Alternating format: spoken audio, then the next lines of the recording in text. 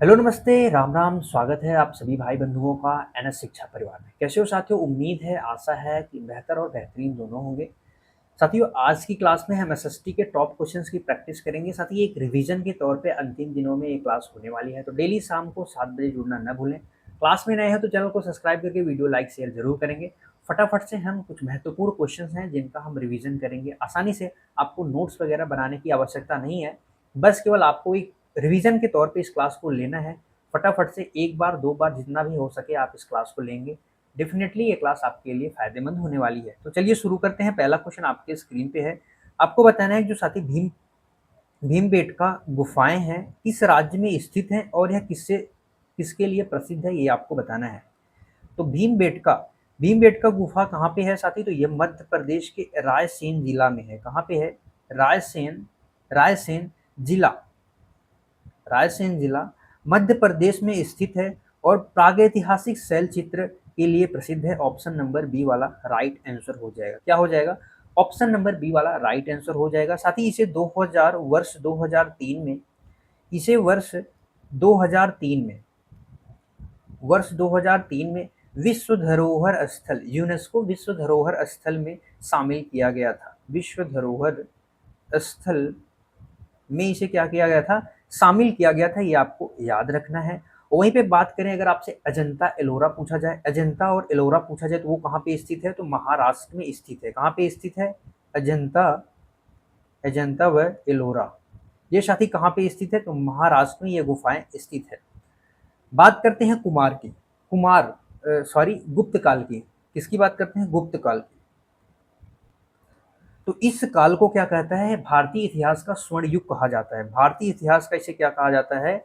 स्वर्ण युग कहा जाता है, क्योंकि इस काल में साथी कला और विज्ञान और वास्तुकला के क्षेत्र में काफी विस्तार हुआ था। क्या हुआ था? सबसे ज्यादा विकास हुआ था गुप्त काल में। तो इसीलिए भारतीय इतिहास का स्वर्ण युग किसे कहा जाता है? गुप्त काल को कहा जाता है। सिरगुप्त के द्वारा इसकी स्थापना की जाती है, ये भी आपको ध्यान में रखना है। अगले क्वेश्चन पे चलते हैं। क्वेश्चन नंबर 2 आपके स्क्रीन पे है। ऋग्वेद में सबसे पवित्र नदी किसे माना गया है? क्या गंगा को, सिंधु को, या सरस्वती नदी को, या यमुना जी को माना गया है? अगर आपसे पूछा जाए कि ऋग्वेद में सबसे पवित्र नदी, या आपसे पूछा जाए ऋग्वेद में सबसे अधिक बार प्रयोग किस नदी का नाम का हुआ है, तो वो आपको बताना है। तो साथ ही ऋग्वेद है, ये वेद का पहला वेद है, वेद का पहला भेद है ऋग्वेद। वेद 4 होते हैं, ऋग्वेद, यजुर्वेद, सामवेद, अथर्ववेद। तो पहला ही वेद है ऋग्वेद। इसमें कुल कितने मंडल हैं? तो इसमें 10 मंडल है। 10 मंडल है। 1028 क्या है इसमें साथी? सूक्त है। 1028 साथी इसमें क्या है? सूक्त है। उसी के अलावा 10,580 क्या है इसमें? ऋचाएं हैं। क्या है? ऋचाएं हैं। ये भी आपको ध्यान रखना है। इसमें सबसे पवित्र नदी माना जाता है सरस्वती नदी को। ऑप्शन नंबर सी वाला हमारा राइट आंसर हो जाएगा। सबसे पवित्र नदी साथी कौन सा माना जाता है? सरस्वती नदी माना जाता है। वहीं पे अगर आपसे पूछा जाए सबसे अधिक बार उल्लेख किस नदी का हुआ है, तो सबसे अधिक बार उल्लेख सिंधु नदी का हुआ है। सबसे अधिक बार उल्लेख किस नदी का हुआ है? तो सिंधु नदी का हुआ है। ये भी आपको याद रखना है। ऋग्वेद के थर्ड मंडल, तीसरे मंडल की बात की जाए, ऋग्वेद के थर्ड मंडल में गायत्री मंत्र का उल्लेख है। किसका है? गायत्री मंत्र का उल्लेख है। ये भी आपको ध्यान रखना है। जो गायत्री मंत्र है भगवान सूर्य को समर्पित है, भगवान सूर्य के लिए गाया जाता है। और भगवान सूर्य से समर्पित एक ही मंदिर है, वो कहाँ है साथी? कोणार्क उड़ीसा में स्थित है। ये भी आपको ध्यान रखना है। और वहीं पे बात करते हैं जो सातवां मंडल है, जो ऋग्वेद का सातवां मंडल है, 10 राजाओं के युद्ध का वर्णन करता है। 10 राजाओं के युद्ध का वर्णन कौन करता है? सातवां करता है। नौवां जो है साथी वो सोम देवता से समर्पित है। जो नौवां मंडल है इसका, कौन सा? नौवां मंडल सोम से समर्पित है। किससे समर्पित है? सोम देवता से। सोम देवता से ये पूरा मंडल सोम देवता से समर्पित है। ऋग्वेद का जो पाठ करने वाला ब्राह्मण होता है उसको क्या कहते हैं? होत्री कहते हैं। क्या कहते हैं? होत्री कहते हैं। आई होप सो आपको सारी चीजें समझ में आई होंगी। अगले क्वेश्चन पे चलते हैं। अगला क्वेश्चन, क्वेश्चन नंबर 3 आपके स्क्रीन पर है। कन्नौज पर अधिकार के लिए कन्नौज पर अधिकार के लिए त्रिपक्षीय संघर्ष, जो त्रिपक्षीय संघर्ष हुआ था साथी, उसमें कौन शामिल नहीं था, ये आपको बताना है। त्रिपक्षीय संघर्ष यानी साथी क्या होता है? 3 बड़े राजवंशों के बीच 200 सालों तक युद्ध चला था। कितने साल तक? 200 वर्षों तक। 8वीं शताब्दी से लेके साथ ही 10वीं शताब्दी तक यह युद्ध चला था। 3 राजवंश कौन कौन से थे? इसमें पाल थे, प्रतिहार थे, राजपूत थे। इसमें कौन शामिल नहीं था साथी? तो इसमें चोल वंश शामिल नहीं था। इसका राइट आंसर हो जाएगा ऑप्शन नंबर डी वाला करेक्ट हो जाएगा। अगर वहीं से आपसे पूछा जाए जो पाल वंश है इसकी स्थापना किसने करी थी? तो इसकी स्थापना गोपाल ने की थी। किसने करी थी? गोपाल। और राष्ट्रकूट वंश की स्थापना किसने करी थी? दंत दुर्ग ने। किसने करी थी साथी? दंती दुर्ग ने इसकी स्थापना करी थी। ये आपको ध्यान में रखना है। क्या करना है? आपको ध्यान में रखना है। अब बात कर लेते हैं थोड़ा सा कन्नौज के बारे में। तो कन्नौज को भारत का ग्रास कहा जाता है। भारत का ग्रास या पूर्व का ग्रास? भारत का ग्रास पूछा जाए या साथ ही आपसे पूछा जाए पूर्व का ग्रास, पूर्व का ग्रास किसे कहा जाता है? तो आप बताएंगे कन्नौज को कहा जाता है। इसके अलावा कन्नौज को क्या कहा जाता है साथी? इत्र नगरी के रूप में जाना जाता है। इत्र नगरी। महोदय नगर के रूप में भी जाना जाता है। महोदय नगर। महोदय नगर के रूप में किसे जाना जाता है? तो इत्र नगरी यानी कन्नौज को जाना जाता है। आपको ध्यान में रखना है। चलिए अगले क्वेश्चन की तरफ। अगला क्वेश्चन आपके स्क्रीन पर है, क्वेश्चन नंबर 4। दिल्ली सल्तनत के किस शासक ने बाजार नियंत्रण नीति लागू की थी? आपको बताना है कि दिल्ली के किस सल्तनत ने बाजार नियंत्रण नीति लागू की थी। बताएंगे क्या होगा इसका राइट आंसर। बात है साथी 1296 से लेके 1316 तक कार्यकाल की। तो इस कार्यकाल के अंतर्गत कौन था सल्तनत? तो अलाउद्दीन खिलजी थे। अलाउद्दीन खिलजी ने दिल्ली का सल्तनत था, इन्होंने क्या किया था? बाजार नियंत्रण नीति लाई थी। क्या नहीं आई थी? बाजार नियंत्रण नीति। इसके अलावा अगर आपसे पूछा जाए कि जो घोड़े दागने की प्रथा है, दागने घोड़े दागने की प्रथा तो किसने शुरू की थी? अलाउद्दीन खिलजी ने। अलाउद्दीन खिलजी ने साथी जो ड्रेस होता है, जो सैनिकों का ड्रेस यानी हुलिया होता है, उसको भी किसने लागू किया था? उसको भी अलाउद्दीन खिलजी ने लागू किया था। ठीक है, आपको याद रखना है। वहीं पे बात करें बलबन की, तो लौह और रक्त की नीति, लौह और रक्त की नीति किसने अपनाई थी? तो बलबन ने अपनाई थी। आपको याद रखना है। नवरोज प्रथा की बात की जाए वो किससे संबंधित है? नवरोज प्रथा या सिजदा प्रथा। क्या प्रथा? सिजदा। सिजदा प्रथा। इसकी शुरुआत किसने करी थी? किसके कार्यकाल में? साथी बलबन के समय में। ये सभी फेमस है, आपको ध्यान में रखना है। अगला क्वेश्चन, क्वेश्चन नंबर 5 आपके स्क्रीन पर है। 1857 के विद्रोह के समय भारत का गवर्नर जनरल कौन था? 1857 के विद्रोह के समय जो भारत का गवर्नर जनरल था वो कौन था साथी? तो लॉर्ड कैनिंग था। ऑप्शन नंबर बी वाला करेक्ट हो जाएगा। क्या हो जाएगा? ऑप्शन नंबर बी वाला करेक्ट हो जाएगा। लॉर्ड कैनिंग को भारत के पहले वायसराय के रूप में भी जाना जाता है। अगर आपसे पूछा जाए वायसराय, भारत का पहला वायसराय पूछा जाए तो कौन था? तो लॉर्ड कैनिंग था। ये आपको ध्यान में रखना है। लॉर्ड डलहौजी की बात करें तो हड़प नीति अगर आपसे पूछा जाए तो लॉर्ड डलहौजी से संबंधित है। इसके अलावा रेलवे की शुरुआत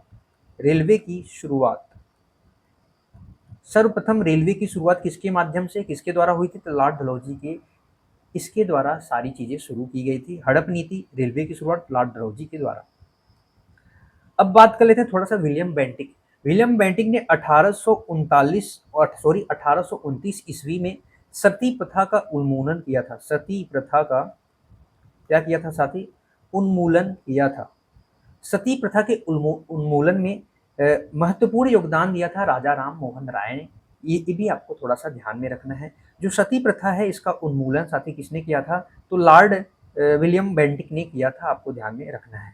और लॉर्ड विलियम बेंटिक को क्या जाना जाता है? पहले गवर्नर जनरल के रूप में जाना जाता है। भारत के पहले गवर्नर जनरल अगर आपसे पूछा जाए तो कौन जाना जाता है? लॉर्ड विलियम बेंटिक जाना जाता है। लॉर्ड विलियम बेंटिक को सामाजिक सुधार क्या जाना जाता है? सामाजिक सुधारों के लिए भी प्रसिद्ध हैं, इसके लिए भी इन्हें जाना जाता है। लॉर्ड रिपन जो है साथी ये भारत में स्थानीय स्वशासन का जनक माना जाता है। किसका माना जाता है? स्थानीय स्वशासन का जनक माना जाता है। स्थानीय स्वशासन का जनक किसे माना जाता है? लॉर्ड रिपन को माना जाता है। अगला क्वेश्चन आपके स्क्रीन पर है, क्वेश्चन नंबर 6। इंडिका नामक प्रसिद्ध पुस्तक के लेखक कौन है? इंडिका नामक प्रसिद्ध पुस्तक के लेखक साथी कौन है? तो मेगास्थनीज है, ऑप्शन नंबर सी वाला करेक्ट हो जाएगा। ये साथी यूनानी दूत था। क्या था? यूनानी राजदूत था। किसके द्वारा भेजा गया था? शेल्यूकस के द्वारा। किसके द्वारा भेजा गया था साथी? शेल्यूकस, शेल्यूकस निकेटर, शेल्यूकस निकेटर के द्वारा मौर्य सम्राट चंद्रगुप्त मौर्य के चंद्रगुप्त मौर्य के दरबार में भेजा गया था। चंद्रगुप्त मौर्य के दरबार में किसके द्वारा भेजा गया था? शेल्यूकस निकेटर के द्वारा। ये यूनानी राजदूत था, ये भी आपको ध्यान में रखना है। फाहियान कौन था साथी? ये चीनी बौद्ध भिक्षु था। कौन था? चीनी बौद्ध भिक्षु था, जो चंद्रगुप्त द्वितीय यानी विक्रमादित्य चंद्रगुप्त द्वितीय के शासनकाल में भारत आया था। किसके काल में? इनकी बुक का नाम है, इनकी बुक का क्या नाम है? फो कुओ की। अगर इनकी बुक पूछा जाए तो फो कुओ की इनकी बुक है। किसकी है? फाहियान की बुक है। अलबरौनी की बुक का नाम क्या है साथी? किताब उल हिंद, किताब उल हिंद। ये किसकी बुक है? तो अलबरूनी की है। फाहियान की बुक क्या हो जाएगी? फो कुओ की हो जाएगी। और मेगास्थनीज की क्या हो जाएगी? इंडिका बुक हो जाएगी। आपको ध्यान में रखना है।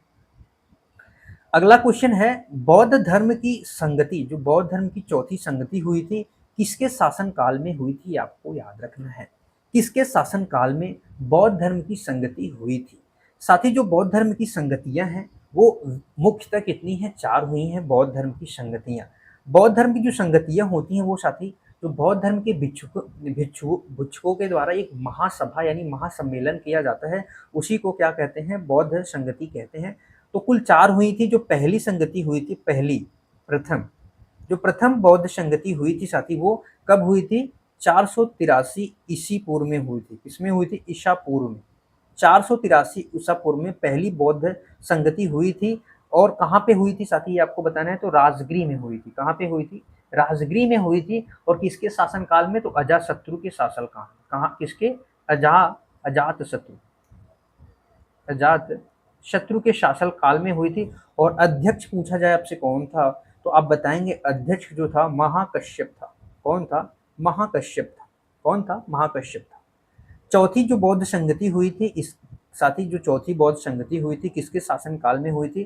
तो कुंडनवल हो जाएगा। कौन हो जाएगा इसका? कनिष्क हो जाएगा। Right answer option number D वाला करेक्ट हो जाएगा।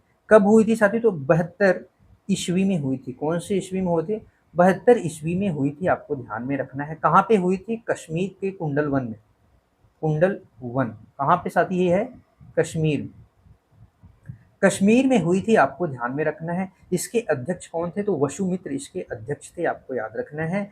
यह जो बौद्ध धर्म की जो चौथी संगति हुई थी साथी, ये क्या हुआ था? बौद्ध धर्म के जो संप्रदाय थे इनको 2 भागों में बांटा गया था इसी चौथी संगति के अंतर्गत। पहला जो भाग था कहाँ था? महायान और दूसरा था हीनयान। महायान और हीनयान।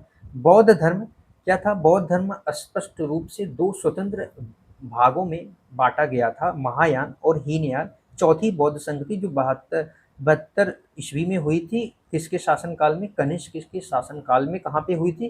कुंडलवन कश्मीर में हुई थी। आपको ध्यान में रखना है। अगला क्वेश्चन आपके स्क्रीन पर है, क्वेश्चन नंबर 8 बताएंगे क्या होगा इसका राइट आंसर। भारत के किस गवर्नर जनरल ने सती प्रथा को अवैध घोषित किया था? तो हमने अभी पिछले ही क्वेश्चन में बताया साथी, महान शासक, महान जो समाज सुधारक के लिए जाने जाते हैं, प्रसिद्ध हैं, कौन है? William Bentinck. इनके शासनकाल में सन 1829 ईस्वी में क्या हुआ था? क्या हुआ था साथी? बंगाल में सती विनियम पारित किया गया था। इसके माध्यम से सती प्रथा का उन्मूलन किया गया, अवैध घोषित किया गया था। आपको ध्यान में रखना है। सती प्रथा के उन्मूलन में विशेष योगदान राजा राम मोहन राय का भी है। राजा राम मोहन राय एक सामाजिक सुधारक के रूप में बहुत अधिक फेमस हैं, जाने जाते हैं। ठीक है, आपको ध्यान में रखना है। लॉर्ड डलहौजी हमने आपको बताया था कि जो हड़प नीति थी, कौन सी नीति? हड़प नीति किसके द्वारा शुरू की गई थी? तो लॉर्ड डलहौजी के द्वारा। इसके अलावा रेलवे की शुरुआत किसके द्वारा की गई थी? तो आपको याद रखना है, लॉर्ड डलहौजी के द्वारा स्टार्ट की गई थी। अगर एक अधिनियम पारित हुआ था, कब साथी पारित हुआ था? तो 1856 में पारित हुआ था, जिसका नाम है हिंदू विधवा पुनर्विवाह अधिनियम। 1856 में पारित हुआ था। इसमें महत्वपूर्ण भूमिका राजा राम मोहन राय के सभी साथियों ने साथी मिलकर महत्वपूर्ण भूमिका निभाई थी पारित होने में। तो 1856 में एक अधिनियम आया, हिंदू विधवा विवाह पुनर्विवाह अधिनियम आया था 1856 में। किसके कार्यकाल में? तो लॉर्ड डलहौजी के कार्यकाल में पारित हुआ था। ठीक है, वहीं पे बात करें थोड़ा सा डलहौजी के बारे में। अगर डलहौजी की बात करें तो डलहौजी को ठगी प्रथा का दमन किया था, ठगी प्रथा का दमन। अंग्रेजी शिक्षा की शुरुआत अगर आपसे पूछा जाए तो अंग्रेजी शिक्षा की शुरुआत, अंग्रेजी शिक्षा की शुरुआत डलहौजी के कार्यकाल में, ठगी प्रथा डलहौजी के कार्यकाल में, हड़प नीति, रेलवे की शुरुआत सब लॉर्ड डलहौजी के कार्यकाल में। करजन के कार्यकाल में क्या हुआ था साथी? बंगाल विभाजन हुआ था। कब हुआ था? करजन के द्वारा, करजन के कार्यकाल में बंगाल विभाजन हुआ था। कब हुआ था? 1905 ईस्वी में बंगाल विभाजन हुआ था। जब बंगाल विभाजन हुआ था तो इसके विरोध में, इसके विरोध में, बंगाल विभाजन के विरोध में क्या हुआ था साथी? स्वदेशी आंदोलन, स्वदेशी आंदोलन, स्वदेशी स्वदेशी आंदोलन की शुरुआत हुई थी बंगाल विभाजन के विरोध में, स्वदेशी आंदोलन। ये सब चीजें आपको ध्यान में रखनी है। अगला क्वेश्चन, क्वेश्चन नंबर 9 आपके स्क्रीन पर है। अस्थाई बंदोबस्त, परमानेंट सेटलमेंट व्यवस्था किसने लागू की थी? अस्थाई बंदोबस्त आपको बताना है साथ ही। अस्थाई बंदोबस्त को जमींदारी व्यवस्था के नाम से भी जाना जाता है। किस नाम से? जमींदारी, जमींदारी व्यवस्था के नाम से, के नाम से किसे जाना जाता है? अस्थाई बंदोबस्त को जाना जाता है। साथ ही यह कब लागू हुई थी? तो 22 मार्च 1793 ईस्वी को लॉर्ड कॉर्नवालिस के समय। किसने लागू की थी? तो लॉर्ड कॉर्नवालिस 22 मार्च 1793 को लागू हुआ था। आपको ध्यान में रखना है ये। वहीं पे बात करते हैं कहाँ कहाँ पे लागू हुआ था। तो बंगाल, बंगाल, बंगाल के अलावा साथी कहाँ लागू हुआ था? बिहार, बिहार और उड़ीसा, बंगाल, बिहार और उड़ीसा में लागू की थी। किसने की थी? तो लॉर्ड कॉर्नवालिस ने, को ध्यान में रखना है।